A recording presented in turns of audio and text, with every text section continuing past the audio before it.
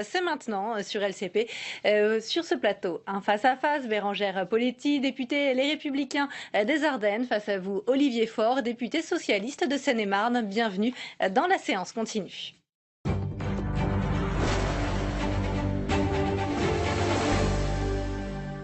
Et on commence avec la réforme du Code du travail. Les arbitrages ont été dévoilés hier par le Premier ministre Manuel Valls qui parle de nouveau départ et qui a reconnu les faux pas. Écoutez le Premier ministre interrogé lors de ses questions au gouvernement. Le jusqu'au-boutisme, s'entêter, aurait conduit, comme vient de le rappeler Myriam El Khomri, au retrait, à l'échec, ce peut-être certains souhaitent, mais ce n'est pas ce que nous souhaitions et ce n'est pas ce qu'attendent les Français. Et en effet, ces rencontres étaient fructueuses et hier, nous avons eu l'occasion, vous les connaissez, de détailler les changements, les modifications, les approfondissements, les maintiens aussi de ce texte. Je sais que dans le débat politique de notre pays, il y a toujours au fond ce choix qui nous est toujours imposé. Soit aller jusqu'au bout et donc conduire à l'échec, soit la reculade. Je suis confiant sur le travail qui sera le nôtre, sur les hurlements, sur ceux qui veulent tout casser, sur ceux qui veulent que rien ne change. Nous, avec la majorité, nous avançons. Bérangère Poletti, vous venez d'entendre le Premier ministre qui dit « nous avançons ». On a entendu l'opposition, à la fois les Républicains et l'UDI, très critique sur les bancs de l'Assemblée. Pour quelles raisons vous êtes opposé à cette modification, ces modifications qui ont été opérées sur la loi travail? La raison principale, c'est parce que la version initiale nous convenait plutôt.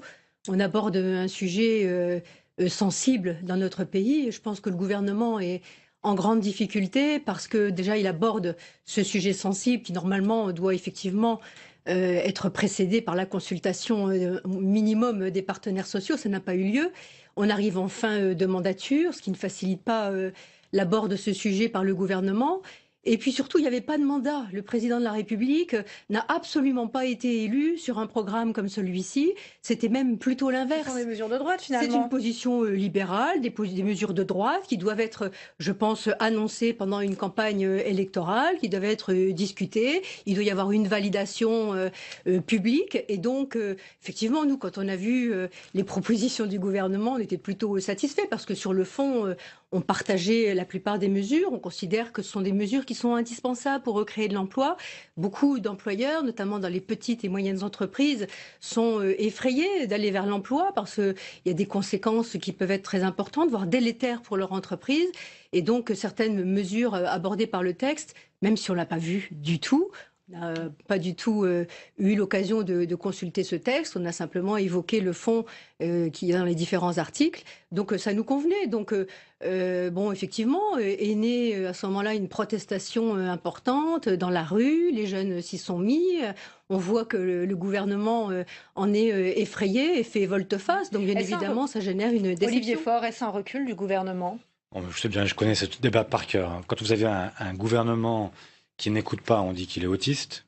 Quand il écoute, on dit qu'il recule. Moi, ce que je vois, et ce que je veux voir simplement, c'est l'intérêt du pays, des jeunes et des salariés et des entreprises. On avait un texte qui, à l'évidence, avait sa propre ligne, qui pouvait convenir effectivement à Poletti et ses amis, mais qui ne convenait pas à une bonne partie de la gauche, dont je fais partie. C'est-à-dire que moi, dans l'état précédent, je n'aurais pas adopté ce texte. Pourquoi ? Parce qu'il menaçait un certain nombre de sécurités qui avaient été acquises et donc qui était une véritable remise en cause de droits qui protègent les salariés aujourd'hui. Qu'est-ce qu'a fait le gouvernement ? Il a choisi de relancer une négociation au terme de laquelle il présente un projet qui est effectivement un nouveau départ. Et Vous avez été entendu lors des différents séminaires? Exactement, moi je considère que nous avons été entendus et c'est la raison pour laquelle je pense qu'il n'y a plus rien aujourd'hui qui puisse justifier une mobilisation dans la rue ou ailleurs. Il y a encore des améliorations qu'on peut apporter au texte, évidemment, c'est tout l'intérêt du travail parlementaire. Mais sur les grands équilibres, nous sommes enfin arrivés à quelque chose. Je prends des exemples précis. Sur la question prud'homale, personne ne peut dire que ça marche bien aujourd'hui. Ça marche mal, les prud'hommes. Et donc, il fallait effectivement un barème qui permette d'égaliser les situations, ce que fait aussi la jurisprudence traditionnellement, mais là, avoir un barème indicatif. Mais ne pas avoir non plus un barème qui soit aussi avec un plafond. Pourquoi ? Parce que vous avez des situations qui sont différentes entre une PME et un groupe multinational. Vous avez des situations différentes entre un salarié qui est une femme mère célibataire et puis un salarié qui serait, lui, au contraire, avec un foyer plus stable. Vous avez des situations très différentes d'entrepreneurs aussi qui ont peut-être poussé à la faute un salarié dans un cas et pas dans l'autre. Et donc, plafonner, c'est laisser entendre que toutes les situations s'équivalent. La plupart s'équivalent. Et là, il y a un barème. Mais quand il y a des situations exceptionnelles, au Il faut juge de laisser dire le droit au et juge d'aller une liberté plus loin. d'appréciation. Effectivement, et de la même façon que nous étions contre les peines automatiques de Madame Dati, nous étions contre les sanctions automatiques. Mais je rappelle que dans le texte de Madame Dati, et c'est là où ça ne devrait pas gêner tant que ça l'opposition, c'est que même pour les peines planchées d'autrefois, il y avait la possibilité pour le juge d'y déroger sur décision motivée. C'est exactement ce qu'on est en train de proposer là. On peut déroger au barème sur décision motivée. Donc c'est une avancée, qui est une bonne avancée, qui permet à la fois de donner de la prévisibilité aux chefs d'entreprise et en même temps de ne pas laisser les salariés dans un corner quand ils sont dans une situation qui est inadmissible. Aujourd'hui, la loi remet le dialogue social au cœur de l'entreprise, Bérangère Poletti. C'est une avancée finalement pour les salariés, les entrepreneurs, les petites et moyennes entreprises. Le dialogue social est absolument indispensable au sein de l'entreprise, au sein de toute instance de décision, notamment avec le gouvernement. C'est indispensable, mais c'est justement la fragilité du pays. Je pense qu'on a une représentation syndicale très faible, très fragile en France et qu'il faut absolument s'intéresser à cette problématique. En tout cas, moi, à titre personnel, je serai pour faire avancer ce sujet avec un chèque syndical, par exemple, remis à l'ensemble des salariés qui pourraient choisir une adhésion à un syndicat, voire même une obligation d'adhésion syndicale. J'aurais pas peur de ça parce que je pense qu'on aurait vraiment intérêt à rassembler un grand nombre de salariés de façon à pouvoir débattre sur le fond des problèmes qui concernent les salariés, parce que les syndicats actuellement sont malheureusement sur des positions idéologiques, voire politiques, et ça nuit considérablement au dialogue de fond, Vous aux ne comprenez problématiques pas de leur fond. mobilisation aujourd'hui contre ce texte? Pardon? Vous ne comprenez pas aujourd'hui leur mobilisation contre ce texte? Je la comprends parce que je pense qu'ils ont dû être surpris par la position libérale du gouvernement qui était inattendue, pas annoncée, indispensable certes, mais ils ont joué leur rôle, ils savent faire, hein, ils ont mis, y compris les jeunes, dans la rue. Je pense que retirer les mesures qui étaient dans le texte va à l'intérêt, au contraire de l'intérêt des jeunes qui malheureusement étaient dans la rue, parce que ce qu'on a besoin de faire dans ce pays, c'est véritablement lutter contre le chômage et permettre aux entreprises de pouvoir embaucher rapidement. Et vous continuerez le débat dans l'hémicycle. Deux choses quand même.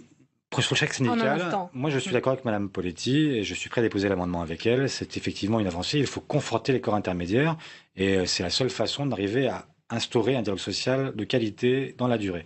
Deuxième point, en fait, la leçon, elle vaut pour ce gouvernement, mais elle vaut aussi pour l'opposition, puisqu'en réalité, la rue, comme on dit, s'est réveillée pour de bonnes et de mauvaises raisons, mais il y avait de bonnes raisons aussi de manifester la semaine dernière. Et aujourd'hui, il n'y en a plus, si je vous entends bien. Pour moi, il n'y en a plus. Mais ce qu'entend aussi l'opposition, c'est qu'elle qui veut faire en fait un projet El Khomri puissance 1000 et qui s'apprête à détricoter complètement le code du travail, se dit mince, on est dans une situation. Et c'est pour ça que l'explication que donne Madame Poletti n'est pas la bonne. Ce n'est pas parce que ça n'a pas été annoncé préalablement que les gens aujourd'hui sont dans la rue. Ils seront dans la rue de la même façon si vous déposez demain un texte qui sera celui qu'on entend quand on lit Nicolas Sarkozy, quand on lit... du tout. Allez, toute autre thématique, on va poursuivre ensemble. Il y a besoin effectivement de dialogue et de ne pas avancer à la hache. Ce pays a besoin d'être traité en douceur. On l'a bien entendu. On va poursuivre ensemble avec une nouvelle thématique. Le gouvernement a été interrogé par l'opposition sur la crise migratoire que traverse l'Europe et la France. Écoutez la réponse de Manuel Valls dans l'hémicycle. Cette coopération doit pleinement respecter le droit international et le droit européen. La Turquie a pris un engagement majeur, qui est de reprendre sur son territoire tous les migrants irréguliers arrivés en Europe. Mais nous devons nous assurer que cela respecte en tout point les exigences de la Convention de Genève et le droit d'asile en particulier. Cette coopération ne doit entraîner aucun engagement supplémentaire pour la France et je veux être très clair. Nous avons pris la décision d'accueillir 30 000 personnes. C'est notre objectif et c'est notre promesse. C'est ainsi, monsieur le député, que je conçois, pour ce qui me concerne et pour ce qui concerne le gouvernement, un engagement politique et moral. C'est indispensable. C'est respecter le droit d'asile, c'est respecter aussi les engagements que nous avons pris, pas plus, pas moins. Bérengère Poletti, très rapidement, quelle est pour vous la ligne rouge qu'il ne faut pas dépasser dans cet accord Europe-Turquie? Je pense qu'on ne doit pas céder au chantage de M. Erdogan et je pense surtout que malheureusement la France a été trop absente de ces discussions qui ont eu lieu entre Mme Merkel et M.